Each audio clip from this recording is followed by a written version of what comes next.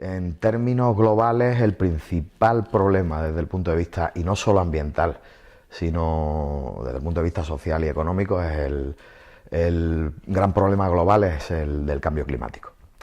Que además, desde el punto de vista de la ecología política, digamos que el causante de este cambio climático es justo el mismo modelo económico que está causando un crack social y un crack brutal en las clases, fundamentalmente en las clases medias del sur de Europa, aunque también están afectadas también los países que parece que están resistiendo mejor en el centro, en Centro Europa.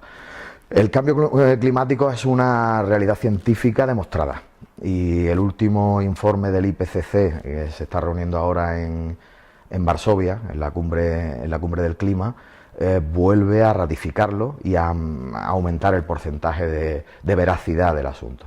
De manera que la humanidad está entrando en el límite. Bueno, hay algunos estudios científicos, como el de un americano, James Hansen, que plantea que hay que ir hacia una involución en emisiones para llegar a que la atmósfera alcance solamente los 350 ppm. Esto significa el 40 y tantos % de las que teníamos en concentración de CO2 en la era preindustrial.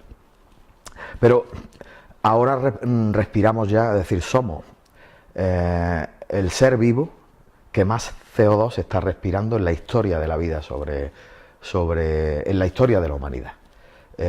Y estamos ya en las 400 partes por millón. Esto tiene afecciones económicas, afecciones sociales, lo estamos viendo, va a haber refugiados climáticos, tiene costes altísimos por catástrofes ambientales, tiene costes altísimos en los sistemas de producción agraria, en general tiene un coste altísimo en la economía. Por eso los ecologistas y desde el movimiento verde lo que se está diciendo es que es mejor afrontar este tema e invertir ahora para paliarlo que esperar luego al coste de las causas. Bueno, España forma parte de la misma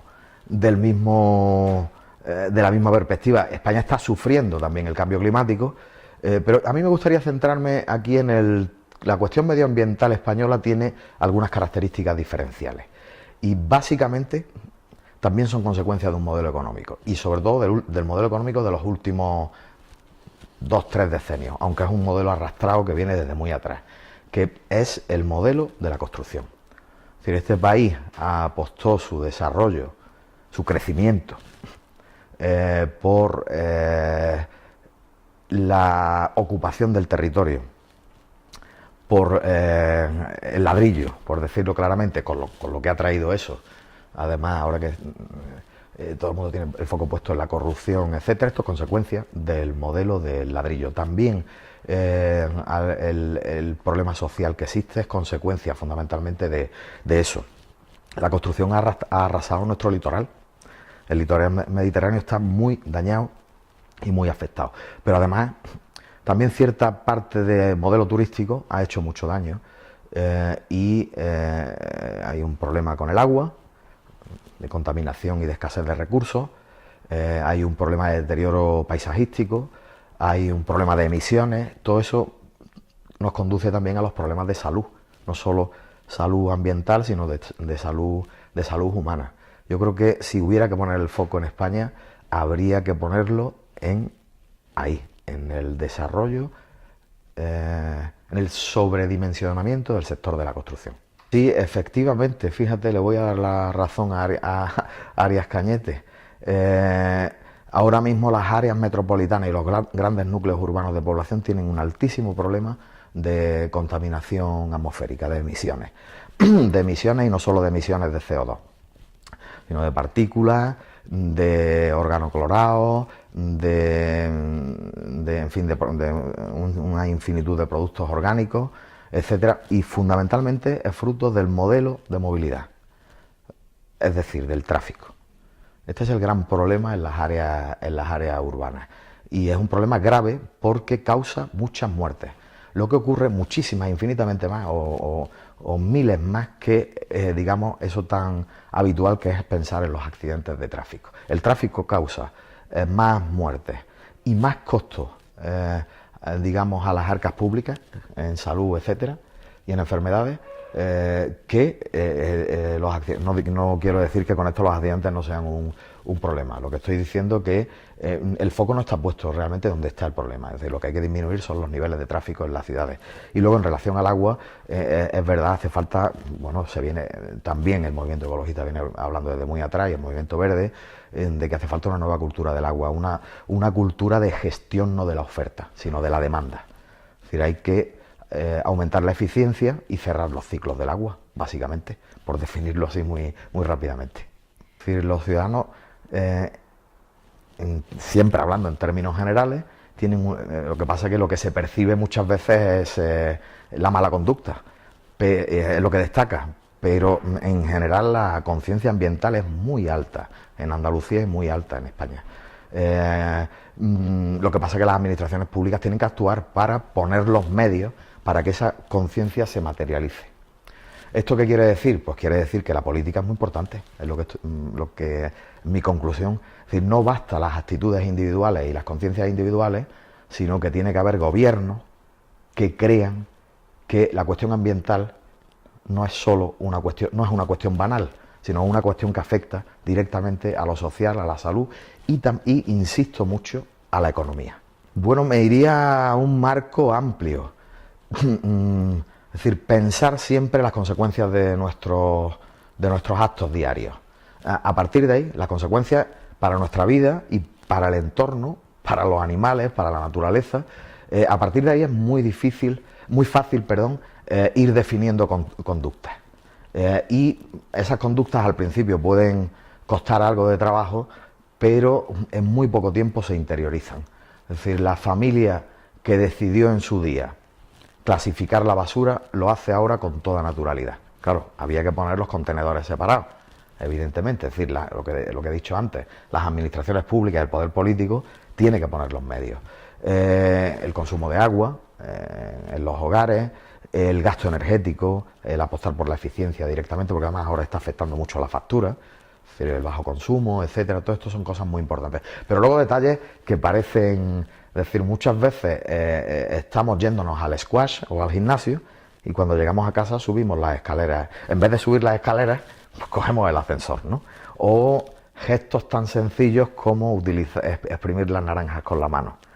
O sea, son, digamos, hacer las cosas de otra manera y no cuestan, en general no solo no cuestan trabajo, sino que, producen salud. Pero, insisto, la cuestión no es solo las actitudes individuales. España es uno de los países más comprometidos con el cambio climático. Yo podría decir que el secretario de Estado de Medio Ambiente, Federico Ramos, no sabe lo que dice, pero mucho me temo que sí sabe perfectamente lo que dice. Es absolutamente falso. Es mentira. De hecho, es mentira. De hecho, la novedosa regulación eléctrica que está planteando el gobierno y la que ya ha hecho en relación a las renovables es una demolición completa de la lucha contra el cambio climático. El modelo energético es central y este gobierno no tiene ningún interés en la reducción de emisiones en este país. Ninguno. De hecho, está bloqueando y ha causado un daño altísimo a todo el sector de las energías renovables, que era puntero. Éramos los terceros, el tercer país del mundo en desarrollo de las energías renovables. Y eso lo ha destruido en este impasse de gobierno que llevan. No sé, ¿cuánto llevamos? Qué duro. ¿2 años? Sí. Pues en ese impasse se ha cargado todo el desarrollo de las energías renovables. Las energías renovables, junto con la eficiencia energética y junto con el cambio global de modelo productivo, son la solución. Pero la cuestión energética es central. Por lo tanto, si me tengo que, de esto que he dicho, tengo que insistir, la cuestión de la energía es central y, por tanto, no hay salida a esta crisis sin las energías renovables. No va a haberla. Porque esta es una crisis de límites. Es una cosa que ahora voy a aprovechar para decir. Es decir, la cuestión... esto no es una crisis de valores, digámoslo así, entre comillas. Podemos discutir de eso. Ni una crisis de ricos y pobres. Es una crisis que genera pobreza, eso sí es verdad, y que genera desigualdad, y que, digamos que los ricos cada vez son más ricos, etcétera, pero la crisis es una crisis de límites y esto está provocado, esta crisis, porque el modelo económico ha chocado con los límites planetarios. Es decir, las materias primas son cada vez más caras y más escasas, el petróleo, en el que está basado nuestro sistema productivo, es cada vez más caro y más escaso. El cambio climático afecta a la agricultura y los productos alimentarios son cada vez más caros y más escasos, o con más problemas, y por tanto el modelo, lo diré con toda claridad, el modelo capitalista tiene que buscar el beneficio en la economía especulativa. Una economía especulativa que genera burbujas, como la que generó en su momento en España y en Andalucía con claves diferenciales, y que ha demolido y está demoliendo el estado que llamábamos estado del bienestar y que nos faltaba todavía mucho por conseguir. Sí, mi opinión es la opinión del movimiento verde y del movimiento ecologista. Bueno, la política de trasvase lo que ha hecho en España es potenciar lo que he dicho antes, las grandes empresas de la construcción, es decir, el hormigón. No voy a mencionar ninguna, pero algunas están en los papeles de la corrupción esa que todos los días, algunas no, prácticamente todos los días los tenemos en prensa. Es decir, es inversión en obras para que el dinero público que se pone ahí vaya solamente a un sector que es propiedad de unas pocas personas y de unas pocas entidades bancarias. Bien, dicho esto, la política de trasvase no soluciona el problema del agua y lo que hace es expoliar los recursos hídricos para el desarrollo o la actividad económica en una zona y conducirlos normalmente, porque los trasvases se han pedido fundamentalmente en sitios donde hay sobreexplotación de agua y donde ha habido un desarrollo urbanístico disparatado o previsiones de hacerlo. Es decir, de manera que los recursos naturales de una zona que se decide dejar sin apoyo o expoliarle sus recursos, se trasladan a otras zonas. Y esto implica también pues traslados de población, migraciones interiores, etcétera.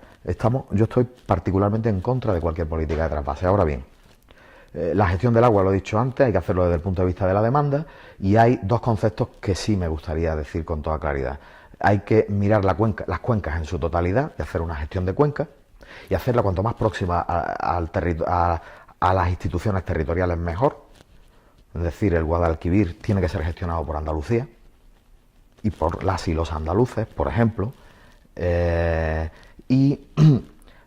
decir, la gestión de cuenca y en proximidad es importante, pero también me parece muy importante las gestiones comarcales del agua. Es decir, hay que aproximar, porque las comarcas son entidades con características propias, geográficas, económicas, agrarias, de identidades culturales, etcétera. Y el agua forma parte de esa cultura también en las comarcas. Bueno, yo creo que el tráfico no tiene arreglo y por tanto lo que hay que arreglar es la movilidad, es decir, que las personas puedan desplazarse de un sitio a otro con garantías, con seguridad, en unos tiempos razonables, etcétera. Hay que tener en cuenta que los desplazamientos urbanos en Granada en coche se hacen a la misma velocidad que las de los carruajes en el siglo XIX. Es decir, el coche no ha solucionado, eso sí, parece que ostentamos algo. Sin embargo, la bicicleta, la apuesta personal está claro, es donde se pueda ir andando, donde se pueda ir en bicicleta, y si no, el transporte público. Y también, es decir, yo no estoy radicalmente en contra del vehículo, es decir, sé que hay que transformar el modelo de vehículo, ir hacia los vehículos eléctricos, no contaminantes, etcétera. Pero sí, creo que Granada necesita una buena red de carril bici. Por cierto, ahora hay un proyecto ya avanzado que han pactado la Junta de Andalucía y el Ayuntamiento, y me alegro mucho por eso, de por fin generar una red de carril bici en Granada. La cuestión de la infraestructura es muy importante. Sí, bueno, el desarrollo sostenible es un término que se acuña en el año 87 en un informe de Naciones Unidas que se le encarga a Gro Harlem Brundtland, es la presidenta de Suecia en ese momento, creo recordar, y se llama Informe Brundtland. Se le ha llamado Informe Brundtland, pero el título es Nuestro futuro común. Y ahí es donde aparece, digamos, a gran escala por primera vez la terminología de desarrollo sostenible. Ahí se define como el desarrollo que permite vivir, lo voy a decir, no me lo sé de memoria ahora mismo, el desarrollo que permite vivir a las generaciones presentes, no comprometiendo el desarrollo de las generaciones futuras. Bien, no lo he dicho con exactitud, pero es esto, ¿no? Bueno, sobre esto hay mucha controversia también, y en el mundo ecologista hay mucha controversia. Se pone en cuestión el término desarrollo, porque muchas veces se confunde con el término crecimiento. Y los verdes sabemos que el crecimiento ilimitado es imposible en un planeta limitado. Pero no lo sabemos porque seamos unos iluminados, sino porque es que la ciencia nos lo dice. No es una cuestión de fe, es una cuestión de ciencia. Claro, en esa confusión es donde se cuela la historia de que algunas cosas pueden ser desarrollo sostenible cuando en realidad no lo son. Y esto nos ocurre a diario. Y bueno, ahí hay un debate abierto también en el mundo de la ecología que tiene también traducción en, digamos, en los planteamientos políticos. Hay una concepción dura de la sostenibilidad que apuesta claramente por el decrecimiento en términos económicos, y decrecimiento no quiere decir peor vida. Y hay otra que cree que el sistema se puede modular, el sistema capitalista se puede modular hablando de desarrollo sostenible. Yo tiendo más a la primera que a la segunda. Creo que es incompatible capitalismo y ecología, pero también sé que esto no se cambia en un cuarto de hora. Aunque no tengo una bola de cristal, pero bueno, yo creo, estoy esperanzado en que electoralmente haya un cambio político. Lo diré con toda claridad. Este gobierno de Rajoy está haciendo muchísimo daño en el frente económico, en el frente social y en el frente ambiental, que son para mí el mismo frente. Y creo que va a haber un cambio. Me gustaría que el cambio que puede venir de la mano del Partido Socialista o de lo que haga Izquierda Unida o otros espacios verdes de la izquierda periférica del Estado, más o menos nacionalistas, da igual, me gustaría que lo que escriben en sus papeles, el día que alcancen el gobierno en el que yo tengo esperanza, lo que ponen en sus papeles lo convirtieran en realidad.